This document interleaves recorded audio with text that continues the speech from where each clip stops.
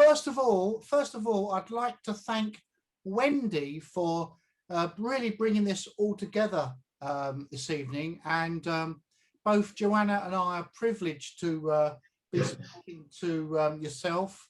And it'll be great to ask you a few questions, Duncan, about your life, about your time in Chingford, and also, if we can, and also, Duncan, if we can, to touch on your dad. Is that possible? Is what again? Talk about your father. Yes, you can do that, sure. I know he would be very happy to know that you're doing this, and we really appreciate it. I know he would too. So, we hope that we can show this recording at some point in the future to our membership, because they have a vested interest in your story, because of you, and also your dad, because we're not far from Chingford Old Church, which was one of your dad's publications. In fact, I've got an original copy of it just here, you see, with your dad's name on it. Yes. That, yeah. I have a couple of copies of it That's too. great. So I think what I'd like to do, and Joanna, do ask questions if you've got any, but I'd like to really, Duncan, take you right back, and I'd like to understand a bit more about, first of all, your father, and then your earliest recollections of living in Chingford. Okay. Well, I moved from, the folks moved from Walthamstow. I was born in Walthamstow. We moved to Chingford in 1934. As you say, I don't remember the Odeon being built, but we never went that way. That's going down Hurst Avenue to the Odeon. We always went down Chingford Mount, so we never passed the Odeon. I assume that it was built prior to me getting there in 1934. I'm not quite sure what month it was that we moved in, but we moved into Priory Avenue. All the houses below us, the lower part of Chingford, were already built. I don't know what year they built those, but they were already built, and the houses on the top of the mount were all brand new. There was no houses behind us. It was all fields behind. Behind us also, there was an old house just a little bit way from behind the church.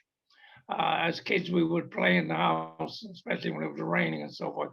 But I believe they tore that down. I don't remember them tearing it down, but they obviously did. Can I ask you what number in Priory Avenue you lived at? Number 68. Okay. 68 Priory Avenue is right. It's just on the crest of the hill going down to Surstone Road. Okay, so were you born in Walthamstow or Chingford? I was born in Walthamstow. Okay. 52 Melville Road, Walthamstow. It was just a few blocks from the High Street. Okay, so the house is still there today. It's been changed, obviously, but it is still there. Okay, so you're in Chingford now, and which school did you go to? I went to the New Road Boys' School. It was called New Road School, and I believe that road down there is still called New Road. It was on the corner of it was the Prince Albert Yes. pub. Is it still there? Yes. Okay, is that still called New Road? It is, but the Prince Albert you're thinking of has changed. They've rebuilt it. I think back in the 80s, maybe earlier. Okay, that's where the lock. Want to go there now? No, it's a lot different now. It's a lot different. Right, that's where the Logswood Pool was. That's it. Yes. So unfortunately, the pool now has been removed in favour of, I suppose you could call it a sports centre and swimming pool, but it's all internal now. Right. So tell me about, so you went to the New Road School. Tell me about your earliest recollections of your father, please. I want to know about your father now. Okay, my father, when he was in college, he wanted to be an analytical chemist.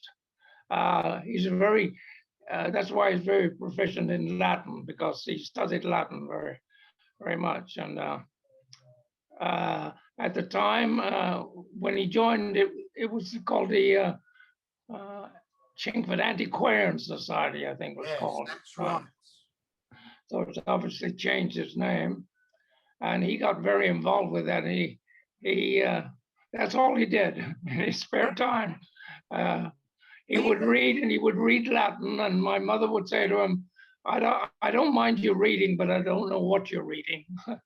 It was, but he would sit for hours and go through that. He would go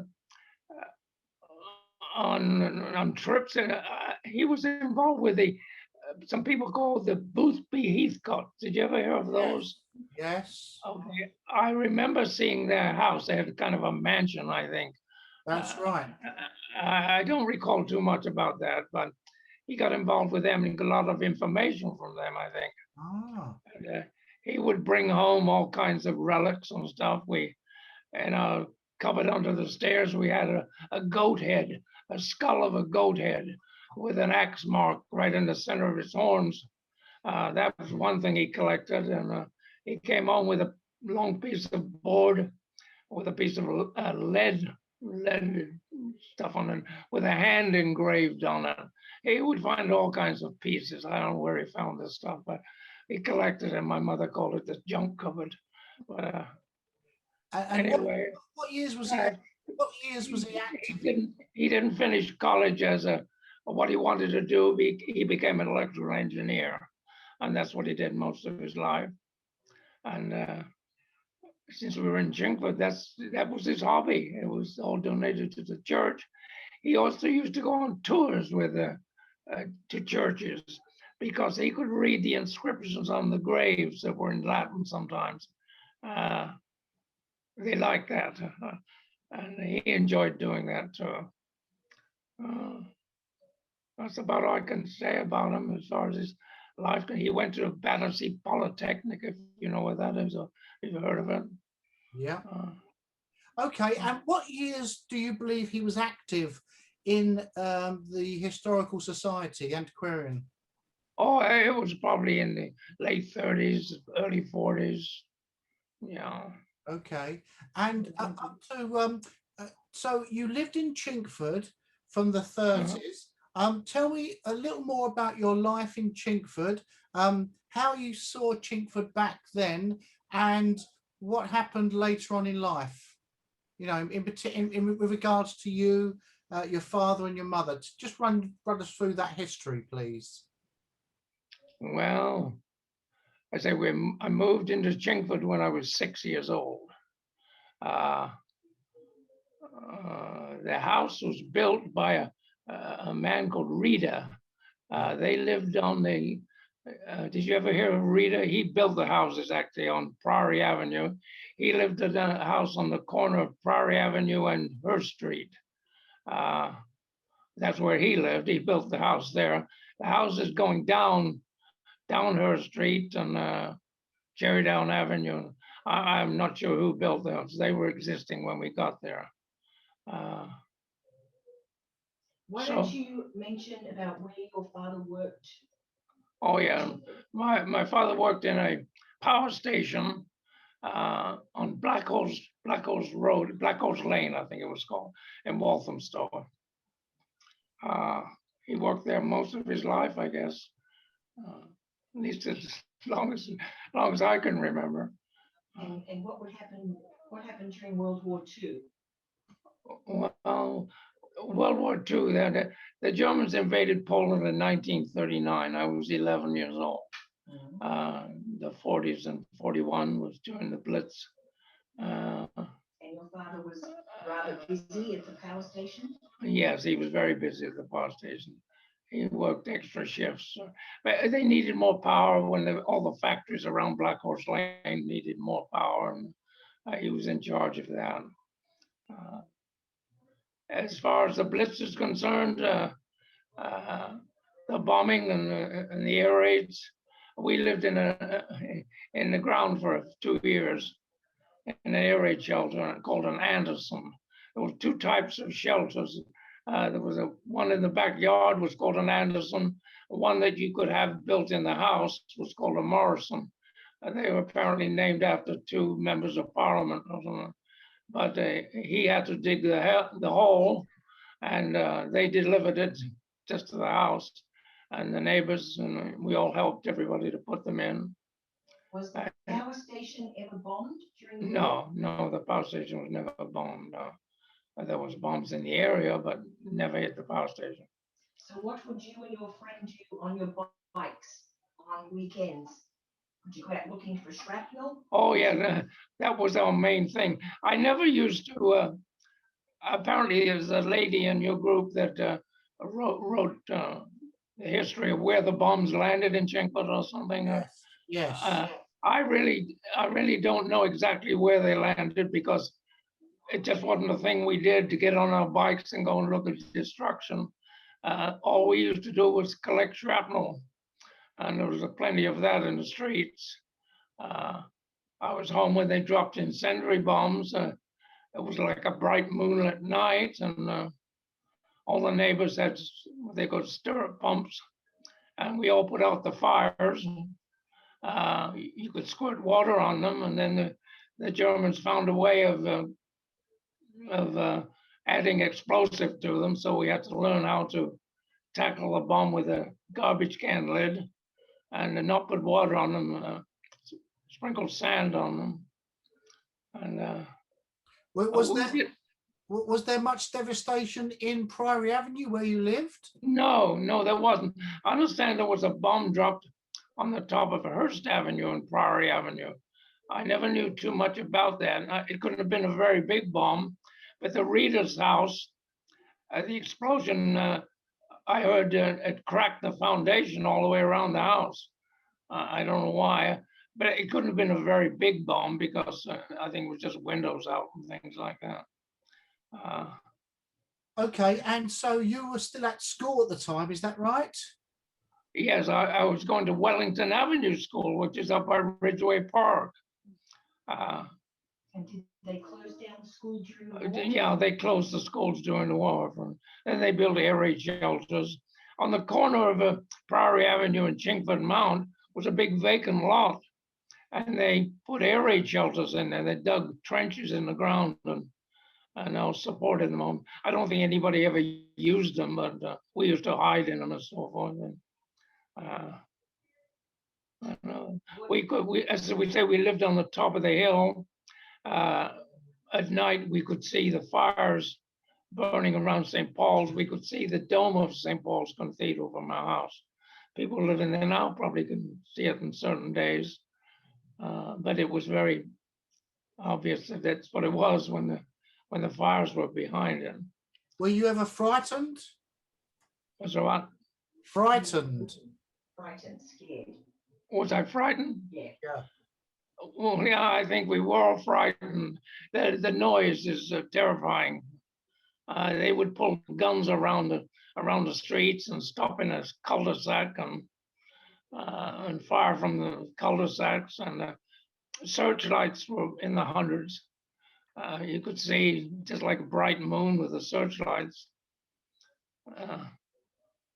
Okay, so just after the war, then, did you see the question that was raised last week by one of our followers about the repairs that were carried out after the war to Chingford? Did you see much of that? Reconstruction after the war? No, I can't say I did. Okay. It's just certain things that young people don't. I think about them afterwards, and I think, Yeah. I didn't see that. Why? I don't know. It was just a different world. All the street lights. There used to be gas lamps on Priory Avenue. They would come on automatically in the evenings. At the corner of Priory and the Chingford Mount, there was a little park there. I don't know what's on that corner now. I don't know. It was a little park, and there was one telephone booth there that if we had to make a phone call, we'd go down to the telephone booth. Want you talk about the time that you rode your bike with your friend to the Oh yeah, Yeah, we used to ride our bikes to North Wheels. Do you know when North Wheels? Yeah, The airfield there. yeah. They had speakers along the roadway, and any cars would stop. They would ask them to move on, but there was a big ditch. We used to hide in the ditch, put our bikes in the ditch, and we'd watch the planes coming back after they'd been in fights, and we'd see them come. Some would land on the runway, some would land in the dirt. They were all shot up there, holes. The Spitfires were only made of fabric. There was no metal, the metal frame, but there was all tear holes, and the tails were shot up and everything, and they barely made it to the ground. But we used to go to watch that. Did you ever see them crash land? Well, they all used to more or less crash land. Some of their undercarriage was out, and they would land on the grass, just flop down. And Okay. So tell me, go on. I'd like to mention about Epping Forest. All the fields from the open spaces from, we say, Queen Elizabeth Lodge down to the forest that was plowed up in big grooves so that gliders couldn't land in there. Oh. They thought that they would, in case of an invasion, they would land gliders. So they churned that up. They also built pillboxes and tank traps just way into the forest. The reservoirs had floats all across them, so in case they wanted to land any amphibious craft on the reservoirs. Okay. And so let me just ask you about your father. So he didn't go to war. He was part of the war effort. Is that right? Right. He was. He didn't join the army. He was, what do you call it? What do they call it? A reservist? Well, yeah. Nobody would run the power station, so they took him in the army. So he was actually lucky that he did that. But yeah, he wasn't enlisted into that. So after the war, then, just after the war, obviously Britain was getting back on its feet. What changes did you see in Chingford from when you were a boy before the war to subsequently what happened after the war? What changes did you see? Okay. All right. When we first moved in, the land adjacent, if you're facing the Odeon, the land on the left was a big vacant lot. The land across the street was a big vacant lot. The stores that were built across from the Odeon were boarded up. The buildings were built. They had windows at one time, but they were all boarded up. Next to the Odeon, there was a sweet shop. And next to the sweet shop, there was a barber shop. Around the corner, there was two stores, Dyerson's. One was a butcher shop, one was a grocery shop. Around the corner on the Chingford Mountain, there was a Sainsbury's, a 50-shilling tailor's. Across the street, there was a fish market. Next door to the Prince Albert was a Woolworths. Across the street again was Trenton Grundy's. It was like a hardware store. Yes. We had a parrot. My dad used to buy the parrot food there. The trams would stop there. The trams ended right there. I was just asking Wendy if you knew what day the trolley buses started. Anyway, they took the trams out. They only had single power lines for the trams. So prior to the trolley buses coming, they installed all the double power lines. They had like big blocks of wood supporting the rails. I guess the rest was concrete. They dug all these blocks out, and they were hauling stuff away, and people were collecting them to burn on their fireplace. I guess they burned good. They were all covered with pitch and everything. Okay, that was about the start. I remember when the trolley buses came, I don't remember exactly what year, but we were very proud of those. They're bright red. They were brand new. As kids, one set of trolley buses had nice green upholstery. We thought that was very nice. The other buses had kind of a brown upholstery. We didn't like that. So we always tried to get on the bus that had the nice green upholstery, go upstairs and sit in the front window. We tried that.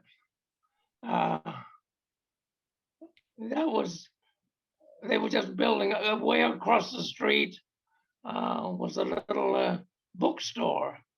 And then next to them was the people that sold coal. Do you have Duncan? Do you have any recollections of Station Road? Station Road. No, where was Station Road? That's North Chingford. North Chingford, by the Chingford station. Yes, along there. Any recollections there? We never went to the Chingford station. If we ever went to London, to Liverpool Street, we would go to Hoe Street station. Okay. In Waltham, we'd catch the bus to Hoe Street and always go from there through Bethnal Green. And we used to see all the houses with the bathtubs hanging on the outside of the wall, and all the garbage and everything. It wasn't a very nice area. Did you notice a difference between the food that you could buy before the war versus after the war? Well, the rationing was okay. We never did use our sweet coupons, although I like chocolate, but we never seemed to use those all up. We would buy eggs. We were allowed like 2 eggs a week or something, and we would go to the grocery store, and behind the counter we would say, would you like a couple of extra eggs? And you could get cracked eggs off the rationing. He would just hit the egg a little bit so it was slightly cracked, and you could buy as many as you wanted. But the whoever, the government, whatever, got used to that, and they came around and caught the people doing that and fined them. So they had to stop that. Sainsbury's was a nice store. It was they sold ham, cheese, and all that kind of stuff. And so did Dawson's and the butcher shop. We only allowed so much, 2 ounces of butter a week. And so did you manage on those rations? Oh, we managed. We always had plenty of vegetables.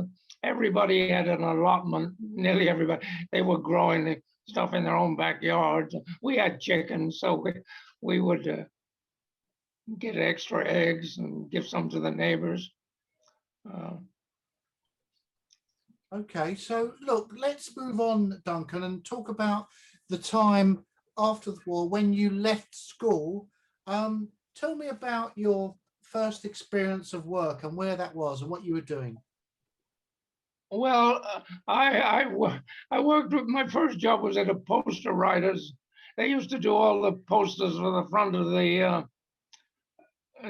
the cinemas, and they were watercolored stencil type things. I got a job there. It didn't pan out. I didn't like it. I quit there. And then I worked for Baird and Tatlock. Have you ever heard of those? They're on Black Horse Lane. That's a scientific instrument maker. I run a turret lathe there. That was when the V2 rocket landed right on Black Horse Lane. I don't know whether you heard about that one. It should be in there. And then I joined the Merchant Marine. I was 2 years in the Merchant Marine. I went to Australia, New Zealand, Hong Kong, Singapore, Canada. And after I got out of that, I moved to Canada. I saw how the other half of the world was living. There was no streetlights. All the streetlights were broken. All the neon lights on the Odeon were smashed. Everything was smashed. And blackout for 5 years. we used to string across the road and tie them to the garbage cans. And a car would come along the road with the very dim lights and run into the string and pull the garbage cans into the road and make a heck of a noise and scare the daylights out of people. So One stick of bombs landed in the cemetery on the right side going up the hill. At that time, they were doing some construction in the curb going up the hill, and apparently there was little oil lanterns, little red oil lanterns, all the way down the hill. They were shielded from above, but the stick of bombs landed in the cemetery, and they figured that the pilot of the plane saw these little red lights on the hill and thought that it was a convoy of some kind with the taillights of the trucks. So he dropped his bombs, obviously trying to hit that, but it was out a little bit and they landed in the graveyard. Also, the hill, I was telling Wendy, the hill was so steep that the 38 bus couldn't make it over the hill. It would get to Prairie Avenue and couldn't make it anymore. People had to get off the bus, go over the hill, wait till the next bus stop, and then the bus would continue and they get on to the next time. I was telling Wendy too that it was a 2 pennies or penny to ride from Walthamstow to Chingford. It was an extra penny from the bottom of the mount to North Chingford. We never wanted to pay the extra penny, so we would come down on the exit of the bus. As the bus was going up the hill, we would just jump off at Prairie Avenue. There's a little island, I know you probably know a little island, left turn there. We just jump off there. And I don't know. And then after the war, I didn't really see too much after the war. I know the stores all opened up. There was a barber shop also next door to the Woolworths. I remember that. My mother used to take me there, or I'd go by myself. It was a shilling for a haircut. And did you ever sneak into the movies? Oh yeah, we used to call it bunking in. We bunked into the Odeon. We would go down. We'd pay one time and get a shilling ticket, and then we would go to the back exits. And if the door was open, we'd go into the little, like a little. It was the main exit door, and then there was swing doors into the theater itself. So we used to hide there and look through the little glass windows to see where the ushers were. And then we'd open them and go sit in the shilling seats. Nobody questioned us if we were sitting in the shilling seats, but we had a ticket to show them anyway. They never changed the colors of the tickets. But if we sat in the 1 and 9s and 2 and 3s and 2 and 6s, and they would catch you. We didn't do that. We got wise to that. Did you buy anything to eat when you were in the movies? Oh yeah, you could buy. They used when they have an intermission. They had intermission between the movies. Movies would come on with the girls in their uniforms walk. You see like a movie picture of the girls coming towards you, and then the lights would come on, and they would come up with chocolates, cigarettes, and this kind of stuff. And you couldn't see in the theater when the movies were going. So much smoke. We used to take a little piece of paper and flick it into the light, and then people used to wonder what was happening in there. It looked like a little fireball going off. We did all kinds of. Kids didn't have things to do. All I did was make model airplanes and sleep in the shelter. And there was a little girl down the street that would come into the Anderson shelter with you to keep you company. Yeah. There was a Canadian man. He was a security guard at the ammunition factory in Enfield, and he's living with his daughter. I don't know the history of his family, but it was just him and his daughter. and she was left alone on night shift, so she would come to stay with us, and she would sleep in the shelter also. A lot of people were scared. I had mice, and my dad built a blast wall out of 2x6s in front of the doorway of the shelter, and it filled that full of dirt, and then built like a roof over the top of it. And I had mice. I used to keep my mice up there, and the mice got free and went into the shelter next door. And people next door wouldn't go in the shelter because of the mice. Yeah, some weird things. And then shrapnel, we collected all the shrapnel we could down at the warden's post by the siren. There was a huge pile of shrapnel. And you said, please dump your shrapnel here. People would just pick it up out of the road and just bring buckets. It was a huge pile there. They needed everything, all the metal they could get, I guess. Okay, so let's just move forward and ask about Canada. You moved to Canada. What year was that? In 1948. In 48. And so what was your father doing at that time? Your mum and dad? Oh, well, he was still working at the power station. Okay. Yeah. And so did you keep in contact with your parents when in Canada? I did, but not enough. I Yeah. got bawled out for not writing. It was just like a new world to me. You know, I've been used to 5 years of nothing. And a friend of mine, he joined the Merchant Marine. He came home. He said he'd been various places. I thought I had to try that.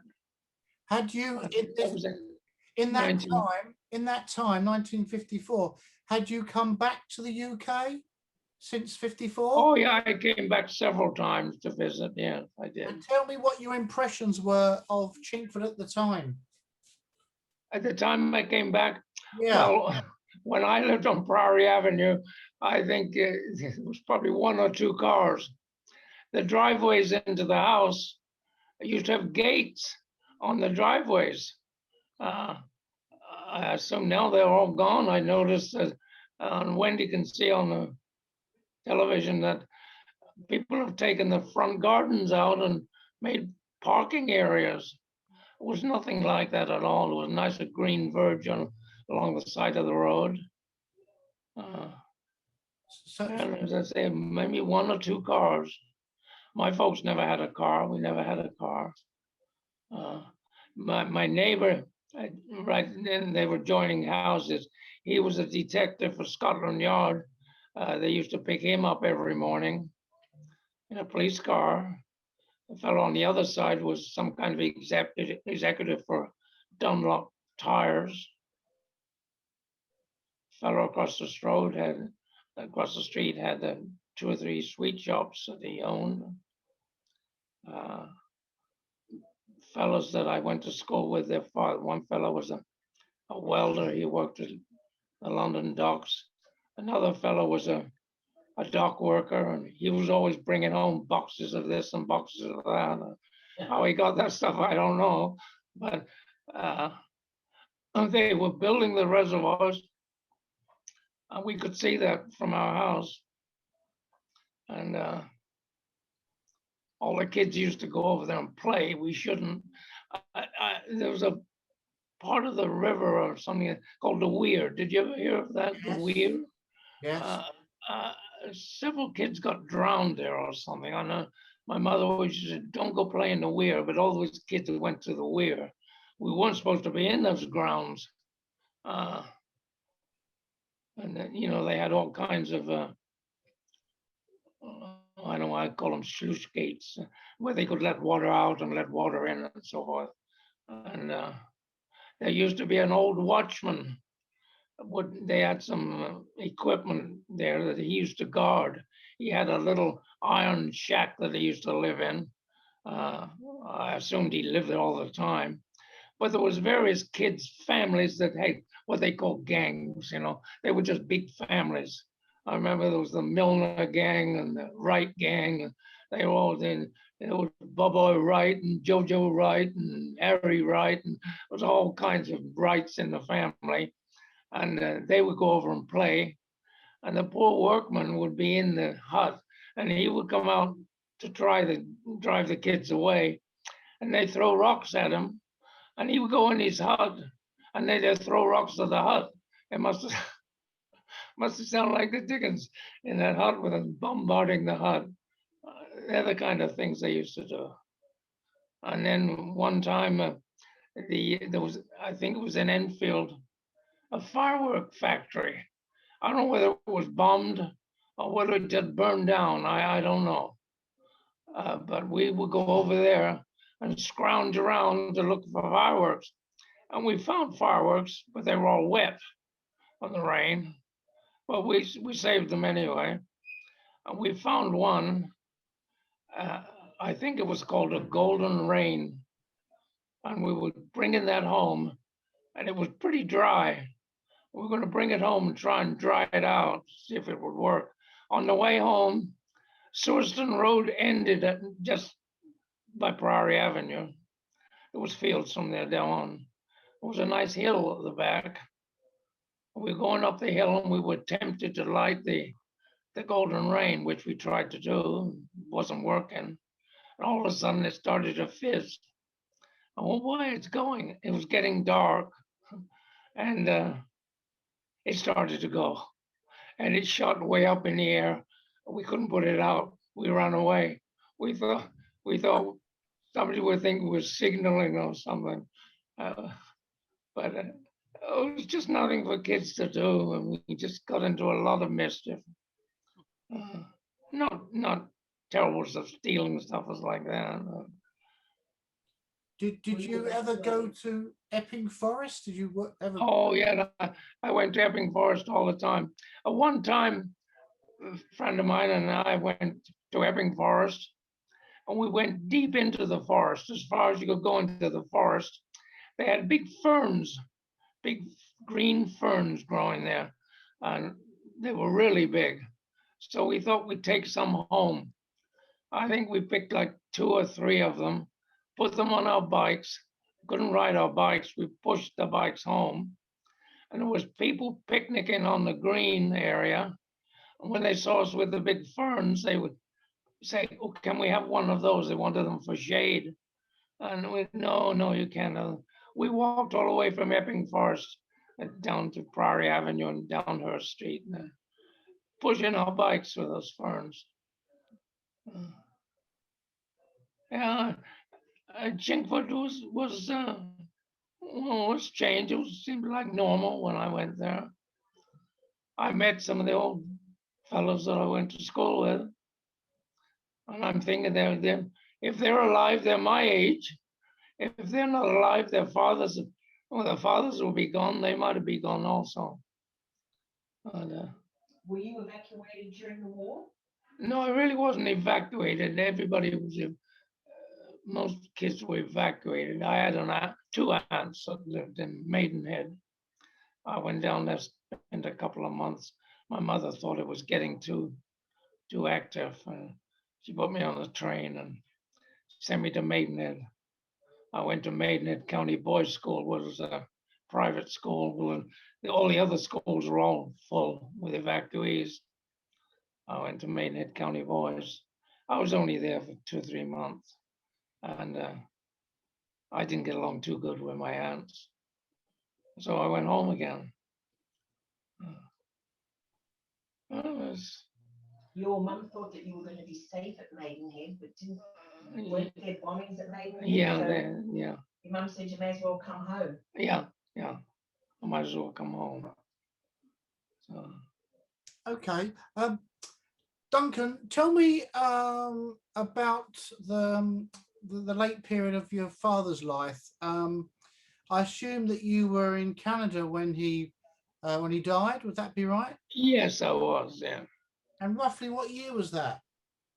Oh, I don't know. I think he was just 77 years old. I think he was. I don't know what year that was. Okay. And did your mum survive him? Did he what? Did your mum survive your father? Did your mum? Who died first? Yeah, my dad died first. Yeah. Okay. And then they sold their house on Priory and they moved to Oh, near South End, Rayleigh. Really? They moved to Rayleigh and they bought a little house in Rayleigh. This was your mom and your dad? Yeah, my mom and dad, yeah. I don't know why they moved. I think the Chingford Mount got to them. When I was little, and we'd always go shopping, and my dad would carry the potatoes, and I would carry the light stuff, and we'd always have 3 bags, and I'd push her up the hill. And halfway up the hill, there was Tully's Ales, Wines and Spirits, and that was a liquor store. I don't know, is that still there today? No. That's Tully's Ales, Wines and Spirits, and next door to them was a bakery. So our last stop was at the bakery. Now, and there was a little grocery store on the other side of the street called Harrington's, and Mr. Harrington always had a nice ham on a pedestal, and it was a very nice ham. And my mother liked to buy ham from him. Where he got the ham, I don't know, but it was like a little hardware store. And there was houses across the street too, right close to the sidewalk. The backyards were pretty big from, I guess that was, must be Cherry Down Avenue is the next street over, I think. Yeah. Yeah, it was mostly vacant lots, a lot of vacant lots. My mother used to catch the tram when she was young, and they get off the tram at the bottom of the mount.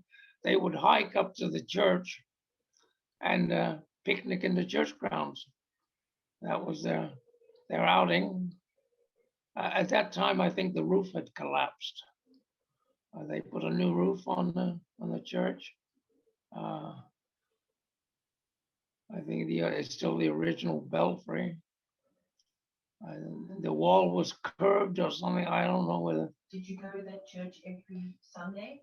No, I didn't. I used to go to St. Edmund's Church. That's down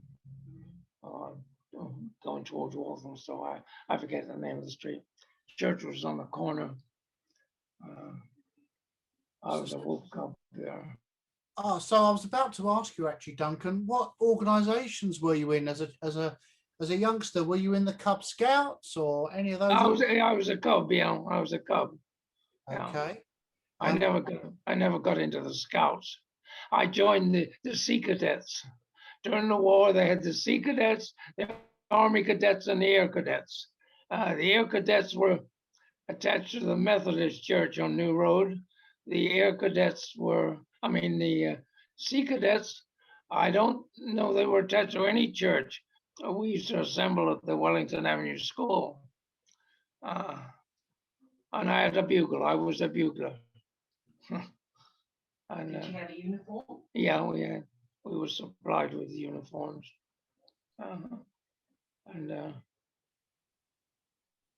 What would you do when you went to these meetings? I just played the bugle. Okay. I had the bugle calls for doing various things. I forget what they were. We used to parade in the parade house. Duncan, do you remember how your mother and father met and where? No, I have no idea. My life as a young boy was children should be seen and not heard. That was the old Victorian way. I could never ask why, because I said so.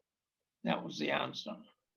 My wife was Italian, and she knew everybody in the family, aunts, uncles, cousins, grandparents.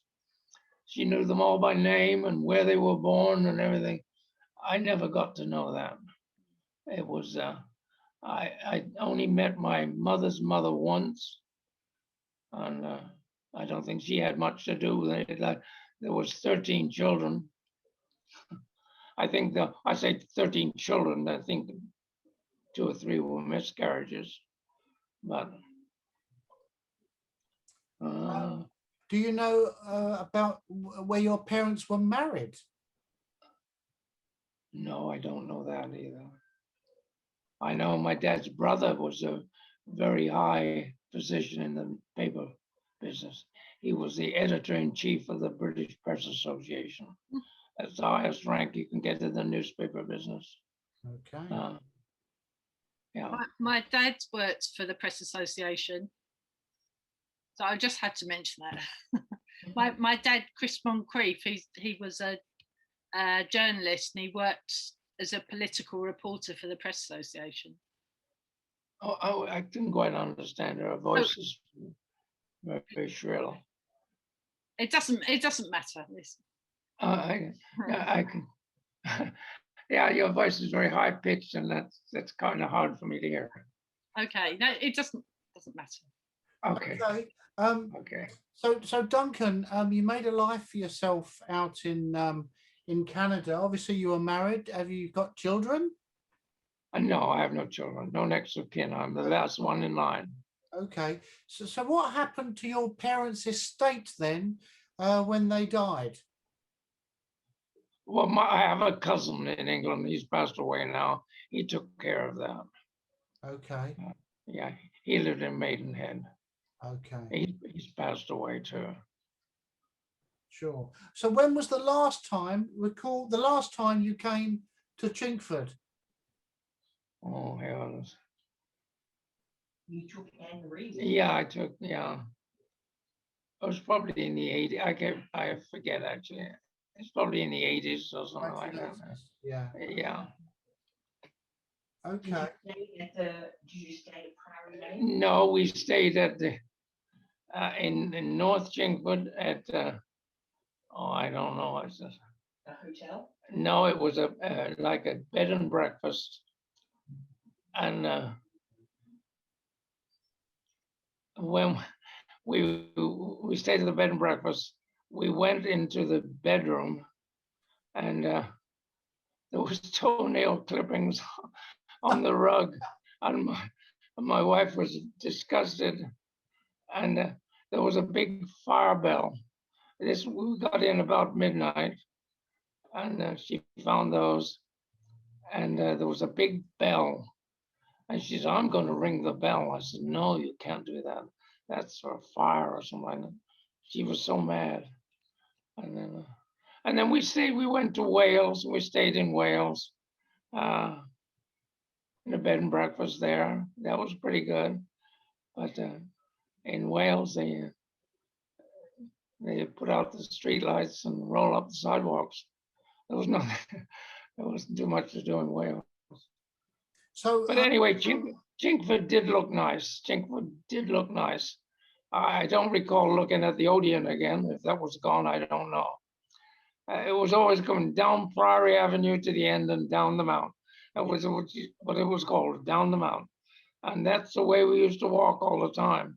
If we went down Hurst Avenue, we'd have to go down and then go past the Odeon and around. I guess they just got in a groove. They just wanted to go the same way all the time. So Duncan, do you have any old photographs of your parents, of your time in? I did, but to be honest with you, at my age, I'm the only one. I live by myself, and I used to be a photographer, and I had lots of fashion photos and models and so forth, and I had a lot of family photos. And being the age I am, I thought, what is going to happen to all these things if I suddenly go? I couldn't let the model photos go because you have to have a release from them. I didn't want anybody using those kind of photos, so I shredded those, and then all the other photos. I think I have a few left of my mother's brother's wedding. Yeah, but most of the stuff I just shredded because there's only me, and I didn't want them. I didn't know where they would go. So. Do you have a photograph of your mum and dad on their wedding day? That would be a special photo to keep. No, I don't. I don't. I had a lot of photos. We used to go to Hawaii every year for 2 weeks. We always liked to go there because it was sand and no rocks. So we always, I get my bucket and spade and I would dig. I had lots of photos of that, and I destroyed all those. Did you have any school photos? Any what? Any school photos I did have, yeah, I did have school photos. of yourself? Did you keep any of those ones? No, No? no. Yeah, I had the regular school photos. So. Duncan, do you have any photographs of your father? I did have, yeah, a lot of them. My wife had so much stuff. I remember, photo frames with the family, and then I thought about them a week or so ago, and I thought, whatever happened to that frame with all the photos in it? I don't know. I just don't know. Okay. Duncan's was about 10 years younger than you, 12. 12 years younger, Yeah. and she unfortunately passed away first. Yes. She passed away in March 2018. Right. So I do have a cousin the same age as me, a woman, my mother's brother, one of my brothers. She's still alive. I don't. She writes to me every now and again. Where does she live? She lives in West Mersey, or wherever that is. Oh, yeah, that's in Kent. Kent, yeah, that's in the southeast of England. Would she have a photo of your mum and dad together? Oh, I have no idea.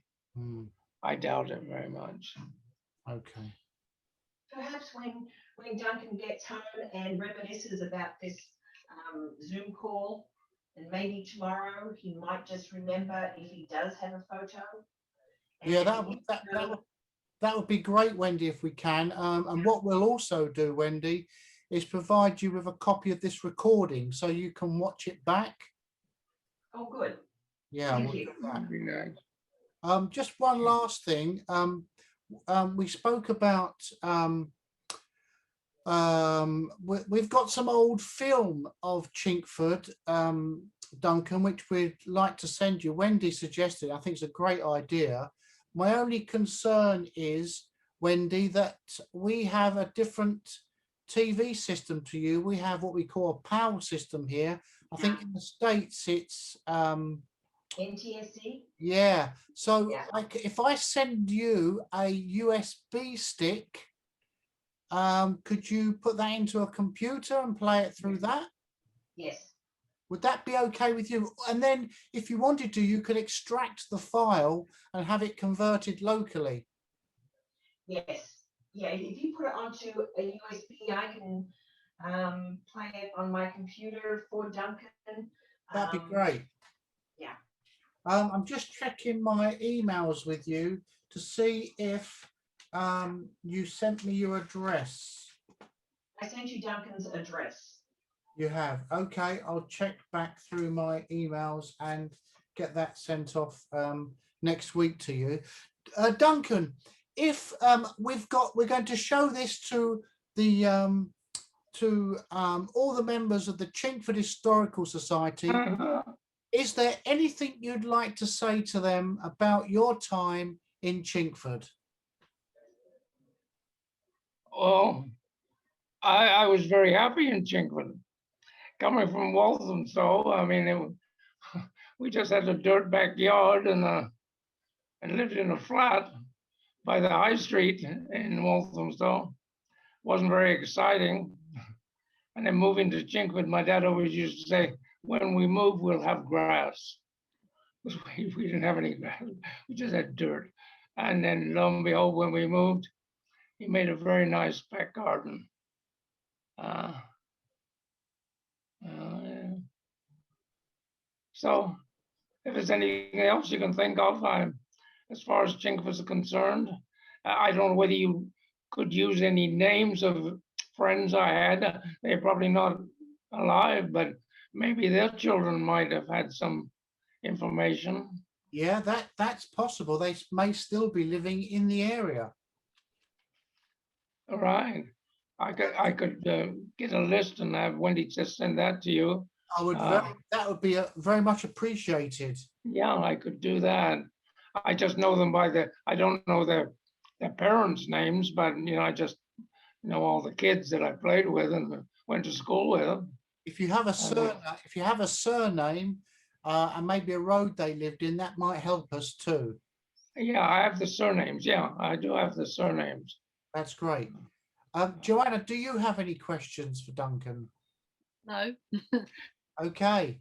Well, look, Duncan, on behalf of Chingford Historical Society, Joanna and I would both like to thank you and Wendy for your time this evening. It's been a great insight into Yes. Chingford in the 30s and certainly through the war. And it'll be a fascinating recording that we can show our members, and I'm sure it will jog some of their memories, because it certainly has reinforced some of the things that I know about of Chingford back then. So yeah, thank you very much indeed. I'd like to thank you for doing it also. I know my dad would like that. Gary, But I have a question for you. Yes. I've looked at various photos of Chingford online, and there is a spot where in Chingford where you can see the Odeon Theatre, and in front of the Odeon Theatre, it looks like a triangle area. Yes. Where Duncan has told me they used to have bathrooms underneath. Yes. And on top, correct, they had sandbags, and they had military people standing there during the war. Correct. What I can what I can do. There was a warden post. What I can do for you is send you a couple of photographs of that triangle. It's called Albert Crescent, built in the mid-30s, before the war.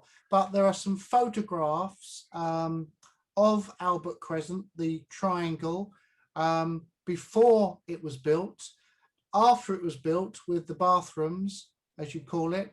And we've also, the Society also have a photo of the triangle during the war with a warden's post there. So yeah, we can get a copy of those to you. That'll bring back some memories for you. And also, if I might say, Duncan, you mentioned some of the shops that you remember in. Yeah, I can recall some of those in photos and the films that I'm going to send you. So you'll be able to watch out for those on the films, and you'll see them. Because I understand you. Excuse me. Yeah, I understand you have some questions about Ridgeway Park. Yes. So the Ridgeway Park, I'm glad you asked that. Just this last couple of weeks, I've been talking to the chairman of the Chingford Miniature Railway in the Ridgeway Park. Do you have any recollections of that? No, I don't. All I can remember about Ridgeway Park was the entrance on Wellington Avenue. Okay. There was an entrance. There were some houses on the right-hand side, and then there was the entrance to the park. And as you went in the park, maybe a few yards on the left side, there was an old tree trunk. Yeah. And it through the years, it was stood maybe 8 or 10 feet high, but it was burned. Somebody had a fire in the inside, and we used to pick the charcoal out, just right on the sidewalk. But I just wondered if that is still there. Oh. I can't answer that question, Joanna. I don't know. No, we don't know. Probably gone now, because as you go into the park, they have built tennis courts. There are tennis courts now in the park, and also the miniature railway. Duncan, are you still there? Oh, looks like we've lost him. So it's frozen, but it might come back. But... Yeah, we'll hold on. I think we've covered most of it, haven't we, Joanna? Yeah, I think so. That's great. Oh, it's gone. Definitely gone. Well, you'd already done your thank yous, hadn't you? So have I? Oh, at the beginning, yeah. No, I mean, before the Oh Ridgeway. yes, yeah, we can cut that up, can't we? Yeah, I thought it was good. It was good. Oh, here we go. We're back. again. Ah, You're hello. mute. You need to unmute. Oh, that's lovely. Good to see you, Duncan. So Anyway, I was saying, have the exhibition of this American baseball team. So everybody was waiting and very interested. The team came in a big army truck or lorry, what you call them. Big heavy duty tires, huge treads on the tires. Came in the gate on the far side of the park and came and to the astonishment of the viewers, they drove across the cricket pitch. oh, And then that was terrible. They didn't appreciate that at all because it left big tread marks. But then they all got out, and in their crazy uniforms, all shouting, play ball, and it didn't go over too well, the cricket people. did you ever see the Chingford Carnival? No. No. Chingford Carnival? No, I never did. Okay, fine. What was that exactly? It was a procession of floats, if you like, that would start near the station in North Chingford, come down Station Road, and then eventually make its way to Old Church Road down to Chingford Mount. Oh, That would be a yearly thing that would happen, and they would have Miss Chingford in a car at the front, and I think it used to terminate in the Ridgeway Park, but I'm not sure of that. Going in the park, the swings were on the left-hand side, if I remember. I don't know whether the swings and everything are still in the same place. I'm not sure. Do you remember the small lake, the boating lake? It's been a long time, yeah. Yeah. Is the park got bigger or smaller, or what are they doing? It's the same size, Same Yeah. size. Yeah, all the same size, yeah. Yeah. But again, on these films that we've got, there'll be some film of the Ridgeway and the miniature railway that might jog some memory for you. Okay, yeah. I can't think of anything else that. Okay. Could I just? I'd like to thank you all, though, on behalf of my dad too. I know he would really appreciate your interest. I'd like to thank Wendy too for what she's done. Made it all possible. Brilliant. Yeah, thank you very much indeed, Duncan. You're very welcome. We'll certainly keep in touch with you. Yeah, I'd like to do that. Thank you very much. Okay, well, I hope you got some questions answered. We have indeed. Could I quickly have a chat with Wendy, just quickly? Sure. Wendy. Wendy. Okay, I'll move out of the way. That's Let me take my hearing aid. You can stay Oh, there. you want to just turn it? I can just turn it, it's no problem. Okay. Hi there. Oh, there's Wendy. There. Here I am. Great. Well, Yeah. Wendy, look, I mean, I've said this already, but I'd like to thank you really for getting this organised. It's great for us as a society to be able to talk to someone like Duncan, because unfortunately they're few and far between these days because of age, and Yes. but Duncan seems to remember quite a lot, which is really good. And the fact that connection to his dad and Old Chingford, Chingford Old Church, is really good. So once again, thank you. I will send the USB stick next week, Yep. and there'll be two films on there, and it'll be great to get Duncan's reaction to those films once he's seen them, and I'll include also those photographs that I mentioned of the Albert Crescent.